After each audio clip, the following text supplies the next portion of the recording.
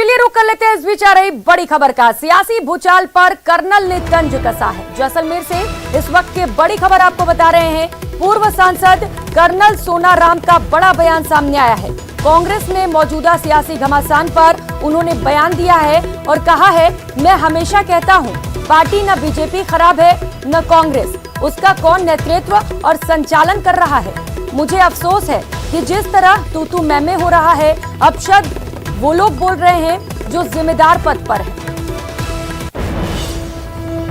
जैसलमेर से इस वक्त की बड़ी खबर आपको बता रहे हैं। पूर्व सांसद कर्नल सोनाराम ने बड़ा बयान दिया है, सुनिए। उसको कौन, मैं हमेशा कहता हूँ पार्टी ने कांग्रेस खराब है, नहीं बीजेपी, उसका नेतृत्व कौन कर रहा है, उसको कौन संचालन कर रहा है, उसको कौन चला रहा है। अब कांग्रेस पार्टी का आप देखो, जिस तरह से मुझे अफसोस है कि जिस तरह से जो तू मैं हो रहा है, इसे अब सब बोले जा रहे हैं, निकम्मा है, कमीना है, तू गद्दार है, और वो ऐसे लोग बोल रहे हैं जो बहुत जिम्मेदार पोस्ट पे रहे हैं आज है।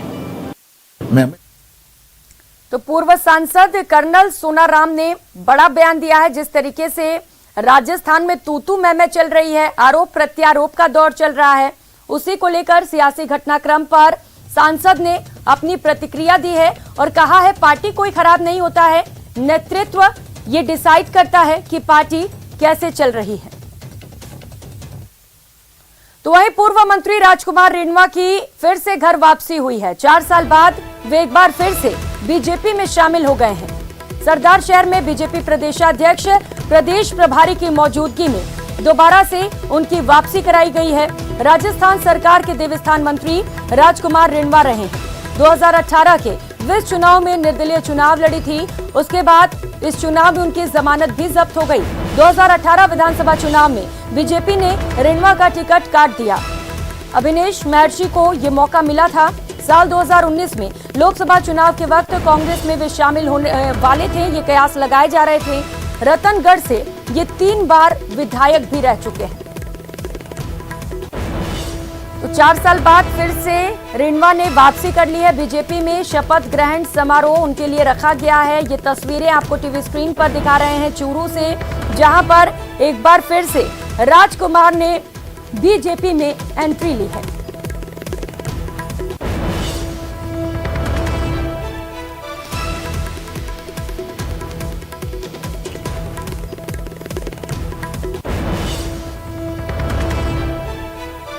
तो इस वक्त की बड़ी खबर बीजेपी के लिए इसे एक अच्छा मैसेज माना जा रहा है, क्योंकि राजकुमार 3 बार विधायक भी रह चुके हैं और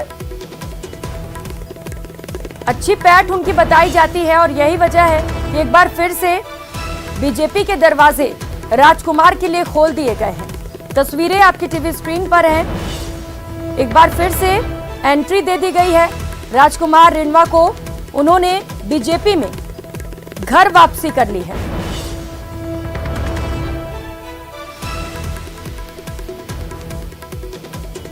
तो इसके लिए बाकायदे कार्यक्रम का भी आयोजन किया गया है। बीजेपी प्रदेशाध्यक्ष और प्रदेश प्रभारी भी इस कार्यक्रम में मौजूद रहे। मनोज शर्मा सहयोगी हमारे साथ जुड़ चुके हैं। मनोज, एंट्री कर ली दोबारा से राजकुमार रेणवा ने? जी बिल्कुल, 4 साल के बाद जो राजकुमार रेणवा है, पूर्व मंत्री रहे हैं, देवस्थान मंत्री रहे हैं, उनके द्वारा भाजपा के अंदर फिर से घर वापसी की गई है। जो सरदार शहर के अंदर कार्यक्रम हुआ, जो राम मंच सभागार है, वहाँ ये कार्यक्रम हुआ, जहाँ प्रदेश प्रभारी अरुण सिंह, प्रदेश अध्यक्ष सतीश पूनिया, केंद्रीय मंत्री अर्जुन राम मेघवाल, विधानसभा उपनेता प्रतिपक्ष राजेंद्र राठौड़, सांसद राहुल कसवा और जो इनके रतनगढ़ विधायक हैं अभिनेश महर्षि, सभी मंचासीन रहे। और इस दौरान सबसे पहले जो रतनगढ़ विधायक अभिनेश महर्षि है, उनके द्वारा राजकुमार रेणवा है, उनके गले में भाजपा का दुपट्टा डाला गया। और उसके बाद अरुण सिंह है प्रदेश प्रभारी, उनके द्वारा ये दुपट्टा डाला गया। और इस तरह से राजकुमार रेणवा की भाजपा के अंदर फिर से वापसी हुई है। 2018 के अंदर जब इनको टिकट नहीं मिली थी भाजपा से, तो ये निर्दलीय इनके द्वारा चुनाव लड़ा गया था, बागी उम्मीदवार थे उस वक्त। हालांकि उस चुनाव के अंदर इनको सफलता नहीं मिली थी, इनकी जमानत तक जब्त हुई थी और आज भाजपा के द्वारा वापस इनको और भाजपा में शामिल करवाया गया है। इससे इनको जो फायदा है वो ये होने वाला है कि जो रतनगढ़ विधानसभा क्षेत्र से राजकुमार रिणवा आते हैं और रतनगढ़ विधानसभा क्षेत्र की कई ग्राम पंचायतें हैं जो कि अब सरदार शहर विधानसभा क्षेत्र के अंदर पुनर्गठन के बाद शामिल हुई है। इसके शामिल होने के बाद माना यह जा रहा है कि जो रतनगढ़ विधानसभा क्षेत्र की पुनर्गठन के बाद जो ग्राम पंचायतें सरदार शहर में शामिल हुई है, यहाँ इनका जो पकड़ है वो काफी मजबूत है राजकुमार रिणवा की, और इसका फायदा कहीं ना कहीं सरदार शहर विधानसभा उपचुनाव के अंदर भाजपा को मिलने की संभावना है। जी बिल्कुल मनोज, 4 साल बाद एंट्री ले ली है राजकुमार ने बीजेपी में। बीजेपी इसे कैसे देख रही है? बीजेपी के लिए एक शुभ संकेत हो सकता है? जी बिल्कुल, अगर बात रतनगढ़ विधानसभा क्षेत्र की करें तो यहाँ मैं 2018 के चुनाव के अंदर ले जाना चाहूंगा, जब कांग्रेस का साथ छोड़ के और अभिनेश महर्षि है वो भाजपा में शामिल हुए थे और अभिनेश महर्षि को भाजपा के द्वारा टिकट दी गई थी। राजकुमार रिणवा जो कि प्रबल दावेदार माने जा रहे थे, देवस्थान मंत्री थे, उससे पहले खान मंत्री भी रहे थे, उनकी टिकट काट के अभिनेश महर्षि को उस वक्त टिकट दी गई थी, जिससे नाराज होकर और इनके द्वारा निर्दलीय चुनाव लड़ा गया था। और उसके बाद से ही जो अभिनेश महर्षि और राजकुमार रिणवा है, इन दोनों की जो अदावत है वो जग जाहिर भी हुई थी। कांग्रेस के कई कार्यक्रम में भी जो राजकुमार रिणवा है वो शामिल हुए थे। साल 2019 की अगर बात की जाए, जब लोकसभा चुनाव थे, उस वक्त भी ऐसे कयास लगाए जा रहे थे कि राजकुमार रिणवा है वो कांग्रेस में शामिल होंगे। हालांकि कांग्रेस में शामिल नहीं हुए और अब जाकर जो रिणवा है वो भाजपा के अंदर शामिल हुए हैं। कहीं ना कहीं जो सरदार शहर विधानसभा उपचुनाव है, इस उपचुनाव के अंदर भाजपा को ये फायदा भी इस चीज का मिलेगा, क्योंकि ब्राह्मण बाहुल्य जो क्षेत्र है वो सरदार शहर विधानसभा है। और बिल्कुल मनोज, उस समय तो वो कांग्रेस में शामिल नहीं हुए, लेकिन अब अगर देखा जाए जिस तरीके से पैठ है उनकी, कांग्रेस के लिए अब मुश्किलें बढ़ सकती हैं सरदार शहर में। हाँ, ये कहा जा सकता है कि बीजेपी को इसका काफी फायदा मिल सकता है, क्योंकि जैसा मैंने बताया कि रतनगढ़ विधानसभा क्षेत्र के कई ग्राम पंचायतें हैं वो पुनर्गठन के बाद और अब सरदार शहर विधानसभा क्षेत्र में जुड़ी हैं, जिसकी वजह से ये जो बिल्कुल। और मनोज, जब 4 साल बाद वापसी हुई है तो उनके चेहरे पर तो खुशी है ही, साथ ही जो बीजेपी कार्यकर्ता वहां पर मौजूद है, जो नेता मौजूद है, वो भी खासा उत्साहित नजर आ रहा है। बहुत शुक्रिया मनोज आपका इन तमाम जानकारियों के लिए। और रुक कर लेते एक और बड़ी खबर का उदयपुर से। ये बड़ी खबर है पुजारी नवरत्न प्रजापत हत्या मामले से जुड़ी। इस वक्त की बड़ी खबर आपको बता दें, मामले में बड़ी अपडेट सामने आ रही है। पुजारी के शव का पोस्टमार्टम करा लिया गया है। मेडिकल बोर्ड से ये पोस्टमार्टम कराया गया है। परिजनों को शव सुपुर्द कर दिए गए हैं। पुलिस सुरक्षा में शव को देवगढ़ के लिए रवाना किया गया है।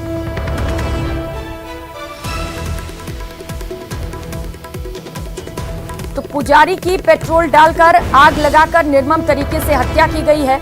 दंपति को यहां पर जलाया गया था और इस मामले को लेकर इस वक्त की बड़ी खबर आपको बता रहे हैं। मृतक के शव का पोस्टमार्टम करा लिया गया है। आपको बता दें, परिजनों ने कुछ मांगे रखी हैं प्रशासन के सामने और प्रशासन की ओर से उन मांगों को पूरा करने के लिए भी कहा गया है, जिसके बाद परिजन शव के पोस्टमार्टम के लिए तैयार हो गए और अब शव का पोस्टमार्टम करा लिया गया है। पुलिस सुरक्षा के बीच शव को देवगढ़ के लिए रवाना किया गया है। तो आपको बता दें, परिजनों ने सीआईडी-सीबी से इस पूरे मामले पर कार्रवाई की मांग की है, जांच की मांग की है और इसके साथ ही 50 लाख रुपए के आर्थिक मुआवजा और 2 लोगों को सरकारी नौकरी दिए जाने की भी मांग रखी है। तो इस मांग पर प्रशासन से सहमति बन गई और उस सहमति के बाद अब शव का पोस्टमार्टम करा लिया गया है। आपको बता दें, जब ये घटना हुई तो इसमें जो पुजारी थे वो 80% तक झुलस गए थे और इलाज के दौरान आज पुजारी ने दम तोड़ दिया। तो उदयपुर में पुजारी नवरत्न प्रजापत हत्या मामले से जुड़ी इस वक्त की बड़ी खबर आपको बता रहे हैं। पीड़ित परिवार ने 21 सूत्रीय मांग पत्र बनाया है।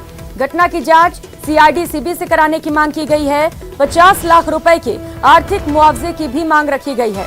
परिवार के सदस्यों के लिए सुरक्षा की भी मांग की गई है। लगातार वो इससे पहले भी कंप्लेंट्स करते आ रहे थे। कि उन्हें खतरा है। पुलिस में कई बार इसे लेकर सूचित भी किया गया, बावजूद इसके कोई कार्रवाई नहीं की गई। और अब जब पुजारी की मौत हो गई है तो जो पीड़ित हैं वो पुलिस से सुरक्षा की गुहार लगा रहे हैं। परिवार के 2 सदस्यों को सरकारी नौकरी दिए जाने की भी मांग रखी गई है। हीरा की बस्ती गांव में रात्रि के समय धारा 144 लागू हो, ये मांग भी रखी गई है। और इसके साथ ही खसरा संख्या 286 से अतिक्रमण तत्काल हटाने की मांग की गई है। कपिल सेवगी हमारे साथ जुड़ चुके हैं। कपिल, शव का पोस्टमार्टम हो चुका है, आगे क्या कुछ कार्रवाई की जाएगी पुलिस की ओर से?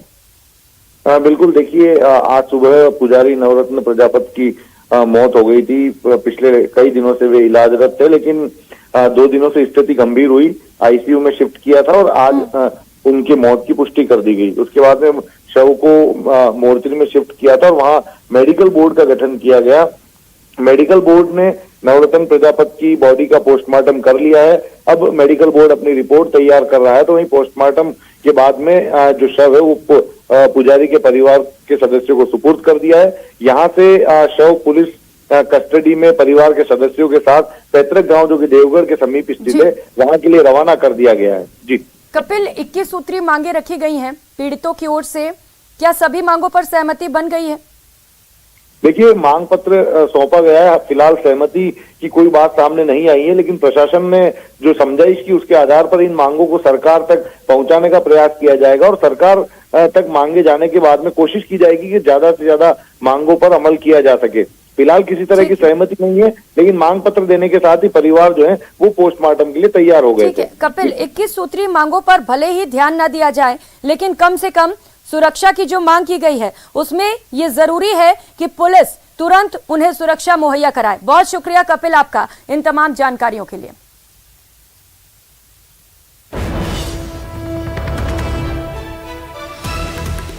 तो राजसमंद के देवगढ़ से इस वक्त ये बड़ी खबर आपको बता रहे हैं। पुजारी की हत्या के विरोध में रैली निकाली जा रही है। भीम विधायक सुदर्शन सिंह रावत इसका विरोध कर रहे हैं। हरि सिंह रावत के नेतृत्व में ये रैली निकाली गई है। देवनारायण मंदिर के पुजारी की हत्या के विरोध में ये रैली निकाली गई है। बीजेपी कार्यकर्ताओं ने विधायक के विरोध में जुलूस भी निकाला है। पुजारी के परिजनों ने विधायक की भूमिका पर सवाल उठाए हैं। तो हमने पीड़ित से बात भी की थी और पीड़ित ने खुद ये कहा है कि इन सब के पीछे विधायक के हाथ हैं और इसी को लेकर अब बीजेपी कार्यकर्ताओं ने भी रैली निकाली है। अलकेश सेवगी हमारे साथ जुड़ चुके हैं। अलकेश, अब ये पूरा मामला राजनीतिक रूप लेते हुए क्या कुछ किया जा रहा है बीजेपी की ओर से? जी प्रियंका, मैं आपको बता दूं, क्योंकि अगला साल चुनावी साल है, ऐसे में बीजेपी किसी भी मौके को छोड़ना नहीं चाहती। पुजारी की मौत के बाद जब लगातार बीजेपी इस मामले को लेकर मुखर हो गई है और बीजेपी ने लगातार राजसमंद जिला मुख्यालय के साथ ही देवगढ़ में जो जिस घटना स्थल है वहां पर देवगढ़ उपखंड पर भी इस घटना को लेकर ज्ञापन दिया था। और यहाँ के जो पूर्व विधायक है जो हरि सिंह रावत, वो लगातार जो स्थानीय जो विधायक है, कांग्रेस के विधायक है, जनप्रतिनिधि है सुदर्शन सिंह रावत, उनके खिलाफ लगातार आवाज उठा रहे और लगातार ये कह रहे हैं कि इस क्षेत्र में तालिबानी राज है। विधायक खुद और उनके परिवार के सदस्य और कांग्रेसी कार्यकर्ताओं की दबंगई इस इलाके में है, जिसकी वजह से आम जनता त्रस्त हो चुकी है। और आज जब पुजारी की मौत हो चुकी है तो उसके बाद अब स्थिति है कि जो पूर्व विधायक है हरि सिंह रावत, उनके नेतृत्व में कस्बे में एक विरोध रैली निकाली गई और फिलहाल जो सारे जो अभी कई भाजपा के जो कार्यकर्ता और नेता हैं वो थाने के बाहर धरने पर बैठे हुए हैं। और बड़ी जानकारी अभी यह मिल रही है कि विधायक के विरोध में, क्योंकि अभी खुले तौर पर भाजपा ने सुदर्शन सिंह रावत का विरोध शुरू कर दिया, ऐसे में भाजपा के कई आला नेता यहाँ पहुंचने वाले हैं। कुछ ही देर में जो सांसद है राजसमंद की जो सांसद है दिया कुमारी, वो भी यहाँ पहुंचने वाली है और कई भाजपा के जो नेता हैं जो, क्योंकि भाजपा ने अभी पूरे बिल्कुल अलकेश और विधायक सुदर्शन सिंह की भूमिका पर पीड़ित का जो परिवार है वो भी लगातार सवाल उठा रहा है। ऐसे में जरूरी है कि उन्हें लेकर भी पूरे मामले पर जांच की जाए। नजर बनाए रखिएगा, आपसे अपडेट्स लेंगे। बहुत शुक्रिया आपका इन तमाम जानकारियों के लिए। और खबरों में आगे बढ़ेंगे। जयपुर से बड़ी खबर है। हेरिटेज नगर निगम में पार्षदों का धरना लगातार जारी है। वर्किंग कमेटियों के गठन नहीं होने से ये सभी पार्षद नाराज हैं और परेशान हैं। पार्षद मोहम्मद फारूक का बयान भी सामने आया है। 3 दिन में समितियां बने, नहीं तो मुख्यमंत्री से मुलाकात करेंगे। समितियां नहीं बनने पर कोई बड़ा फैसला भी लिया जा सकता है। पार्षद हाजी नवाज ने कहा कि समितियों के गठन को लेकर शहर के विधायकों से गुहार लगाई गई है, लेकिन अब तक समितियां नहीं बनी हैं।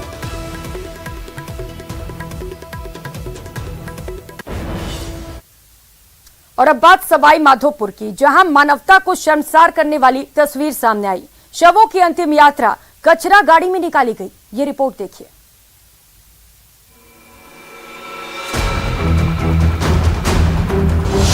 कचरा गाड़ी में अंतिम यात्रा, एम्बुलेंस की जगह कचरा गाड़ी। शव के साथ बेकदरी क्यों? मानवता शर्मसार, कहां गई संवेदना? कचरे की ट्रॉली में चाहे वो किसी का भी शव हो, यह हमारे लिए, पूरी मानवता के लिए शर्म की बात है। और ऐसी अगर कोई घटना हुई है तो मैं खुद शर्मिंदा हूं। विधायक जी शर्मसार हैं, होना भी चाहिए, लेकिन उनका क्या? जिनकी जिम्मेदारी थी, जिन्होंने शव के साथ बेकदरी की, मानवता को शर्मसार किया, शायद संवेदना थी ही नहीं उनमें, तभी तो 2 शवों को शमशान ले जाने के लिए उस गाड़ी का इस्तेमाल किया जिसमें कचरा ढोया जाता है।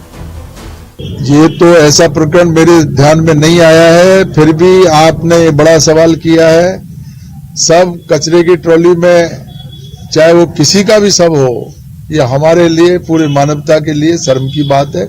और ऐसी अगर कोई घटना हुई है तो मैं खुद शर्मिंदा हूं। ये बात मैं सुनने में ही बहुत बुरी लगती है, देखने में तो बहुत अजीब लगेगी। मैं ऐसी घटना पुनरावृत्ति नहीं हो, उसके लिए पूरा प्रयास करूं। सर, कचरे की ट्रॉली में शव को ले जाया जा रहा है, क्या कहना चाहेंगे इसको? ये मेरा विषय नहीं है, हम नगर पालिका को तहरीर देते हैं। अच्छा। वो किस माध्यम से कैसे करें, ये उनका काम है जी। इस संबंध में आप नगर परिषद से संपर्क करें। सुना आपने, जिम्मेदारी बनती थी नगर परिषद की, लेकिन ऐसी संवेदनहीन परिषद से उम्मीद भी क्या की जा सकती है? संवेदनशील होती तो शवों की अंतिम यात्रा कचरा गाड़ी में ना निकालती। दरअसल सवाई माधोपुर जिले के गंगापुर सिटी कस्बे में 3 दिन पहले ट्रेन की चपेट में आने से एक युवक और महिला की मौत हो गई थी। जीआरपी ने दोनों शवों को अज्ञात होने के चलते शिनाख्तगी के लिए सामान्य चिकित्सालय की मोर्चरी में रखवाया था। इस दौरान जीआरपी की ओर से दोनों शवों की शिनाख्तगी का प्रयास भी किया गया, लेकिन दोनों ही शवों की शिनाख्त नहीं हो सकी। ऐसे में जीआरपी की ओर से दोनों अज्ञात शवों का पोस्टमार्टम कराकर शवों के अंतिम संस्कार के लिए दोनों शवों को नगर परिषद को सुपुर्द कर दिया गया। लेकिन नगर परिषद की संवेदनहीनता देखिए, दोनों ही शवों को कचरा डालने वाली ट्रैक्टर ट्रॉली में डालकर शमशान तक पहुंचाया गया।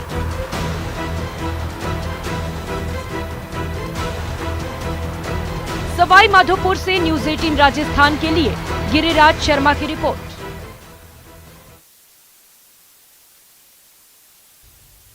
और रुक लेते एक और बड़ी खबर का। श्रद्धा मर्डर से जुड़ी इस वक्त की बड़ी खबर आपको बता दें, आरोपी आफ्ताब को 14 दिन की न्यायिक हिरासत पर दिल्ली की साकेत कोर्ट ने भेज दिया है।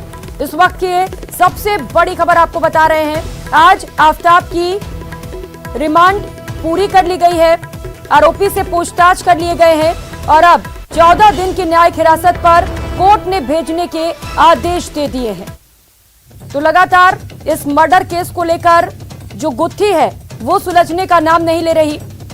नार्को टेस्ट की भी बात सामने आ रही है और अब आफ्ताब को 14 दिन की न्यायिक हिरासत में भेज दिया गया है। कोर्ट ने यह फैसला लिया है। मारो राजस्थान में फिलहाल इतना ही। नमस्कार।